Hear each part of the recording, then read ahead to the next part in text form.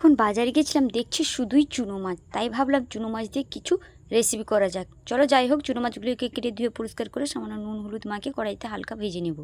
এরপর বাজার থেকে কিনে নিয়েছিলাম কাঁচা তেঁতুল। কাঁচা তেঁতুলগুলি হাতের সাহায্যে পাল্প বের করে নেব। সামান্য বাটিতে একটু কালো সর্ষে সাদা সর্ষে পেস্ট করে নিয়েছি। এরপর ছাঁকনির সাহায্যে তেঁতুলের পাল্পগুলিকে ভালো করে ছেঁকে নেব।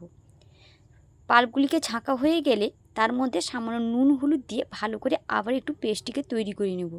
যাই হোক, ওপাশে কড়াইতে মাছের ভাজাগুলির সঙ্গে সামান্য ফোড়ন এবং শুকনো লঙ্কা দিয়ে ভালো করে ভেজে নিয়ে আগে থেকে তৈরি করে রাখা পেস্টটি দিয়ে ফুটে নামিয়ে নিলে রেডি হয়ে যাবে। বন্ধুরা, আজকে রান্না করেছি এই যে বাঙালির একটা প্রিয় খাবার মাছের টক। এই কলা পাতায় গরম ভাত আর মাছের টক সত্যি খেতে খুব অসাধারণ।